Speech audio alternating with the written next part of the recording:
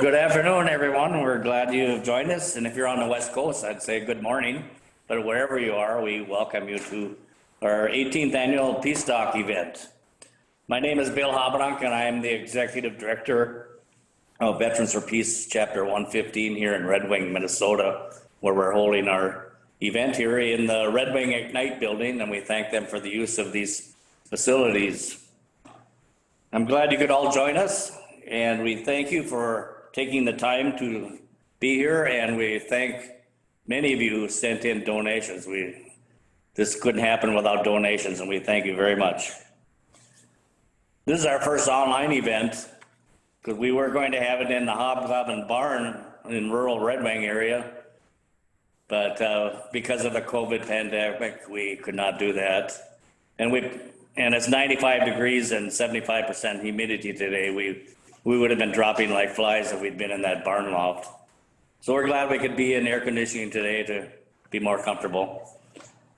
This event would have never happened without the assistance of a number of people who I want to acknowledge right now. Tom Feehan with Promo Video Media, and Stacy Wegner with Smart Set Services, and our webmaster, Nigel Perry. I also want to give thanks to Penny Gardner, member of Veterans for Peace, and WHAM, as well as Sue Ann Martinson. They were great help in organizing this event. And I want to thank David Loxton, the executive or the vice president of the National Veterans for Peace organization. Thank you all. Peacestock would not be the event it is without, of course, outstanding speakers. We're known for that. This year is no exception. We want to thank and are so appreciative of having Andrew Basevich and Norman Solomon joining us today. Thanks a lot. We're glad to have you. Back in December, I saw the headlines in the Minneapolis Star Tribune paper that said, U.S. admits lying about the Afghan war. This enraged me because the government was admitting lies, which many of us knew anyway, but it had little impact. It only lasted in the papers for a day or two. We knew that war is a lie, and a lot of these lies are being told. And matter of fact, War is a Lie is a book written by David Swanson from World Beyond War, so I encourage you to read that. It's a great book. So why has the truth been so diminished and so elusive? We're going to try to answer those questions. Anne Applebaum is a former darling of the right wing and the elite in Poland, but she had a turnabout, and she wrote a very recent book called Twilight of Democracy, The Failure of Politics and the Parting of Friends. I might add maybe relatives to that too. She said in The Atlantic, and I quote, "Sometimes the point isn't to make people believe a lie, it's to make people fear the liar," end quote. She also believes that these liars will pay any price and abandon any principle in the struggle against a demonic enemy, end quote. Our hope is today that we may begin to understand why these lies are being told and what can be done about it. I have another quote I want to share with you. I saw this in the Minneapolis Star Tribune last week. It's a quote from the English poet William Shenstone in the 1700s. He says, and I quote, "A liar begins with making falsehoods appear like truth and ends with making truth itself appear like falsehoods," end quote. Before we begin, I want to acknowledge the passing of some important people we should recognize. First, we just lost Congressman John Lewis yesterday, and the whole world has known about the loss of George Floyd. Last July, just after Peacestock, we lost a dear friend of Veterans for Peace and Peacestock, Lars Pripp from southern Wisconsin. Just last week, more locally, we lost another dear friend of Veterans for Peace, Charlie Bloss. So we want to take a moment to a short moment of silence for these people. Thank you. Well, what's customary now when we start our events, we always have the bell ringers from Veterans for Peace Chapter 27 come and ring the bells. I'm going to call upon Steve McEwen, who is probably the instigator of the bell ringing, and he's going to tell you about how this all evolved. Steve, are you there? Okay, we have Steve McEwen. Hi, Steve. Yes, every November 11th, which is called Veterans Day, we call it Armistice Day, we ring bells instead of the 21 gun salute. We do it because the war to end wars, it wasn't called World War I back then because World War II hadn't happened yet. The war to end wars, that's what we work. That's the end we work for, is to make sure that war doesn't happen. We work to end war and also the preparations for war.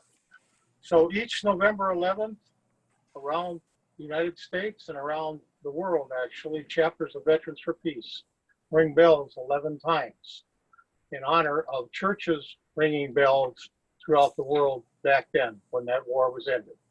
We also do it for special events and also when it's our time to go, instead, again, of the 21 gun salute. Peacestock being a special event, we ring this each year, and so we're going to do that right now.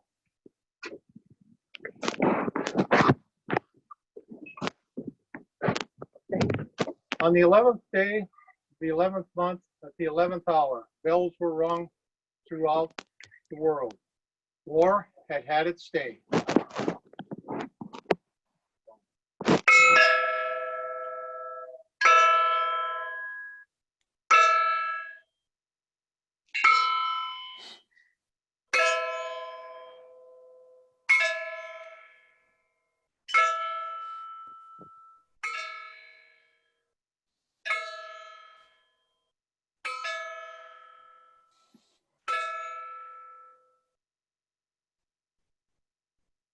Thank you. Hi, I'm Mike McDonald, local president of Chapter 27, Veterans for Peace. I'd like to first thank all the people that have worked so hard to put this together: Tom, Stacy, Nigel, Bill, Penny, Sue Ann, and others. Thank you for this effort. Our main goal as Veterans for Peace is to remind people, the public, of the costs of war. We do that with newsletters, quarterly newsletters, editorials, petitions, vigils, protests at the state capitol, at the VA, at the Peace Bridge. Each week with Women Against Military Madness, we do things with the Anti-War Committee. So, of course, things have changed greatly recently, but we're still trying to do as much as we can. We have our peace bus that has been to all spots across our state, led by Steve McEwen and Women Against Military Madness. We've gotten signatures on the nuclear agreement from all 851 cities. We miss terribly open streets, which we have done for several years, where the peace bus goes. We give out stickers to people like this, and it's a great opportunity to talk with folks about the war machine. About a mile away from here, where we are right now, George Floyd was killed, and it's gotten the whole world's attention. Obviously, we had a very memorable gathering in South Minneapolis where we did our bell ringing. We had songs from Larry Long, and it was a very nice event shortly after George's death. I want to employ us all to do what John Lewis said, and that's keep up doing good trouble. And I'd like to share another thing that John said. 1963, in the March on Washington. I appeal to all of you to get into this great revolution that is sweeping this nation. get in and stay in the streets of every city, every village and hamlet of this nation until true freedom comes, until the revolution of 1776 is complete. Amen, John. Thank you. Thanks to all the bell ringers again and it's very hot there too, I bet. Yes. So hope you can get into some air conditioning and watch the rest of the program. Thanks again, Mike. Yep. See ya. We could, one other formality we do is to read the Veterans for Peace mission statement. It reaffirms what our mission is, and it also tells people outside our group what our goals are. Our statement of purpose: we, having dutifully served our nation, do hereby affirm our greater responsibility to serve the cause of world peace. To this end, we will work with others toward increasing public awareness of the cost of war, to restrain our government from intervening overtly and covertly in the internal affairs of other nations, to end the arms race and to reduce and eventually eliminate nuclear weapons, to seek justice for veterans and victims of war, and to abolish war as an instrument of national policy. To achieve these goals, members of Veterans for Peace pledge to use nonviolent means and to maintain an organization that is both democratic and open, with the understanding that all members are trusted to act in the best interests of the group for the larger purpose of world peace. And we urge all people who share this vision to join us.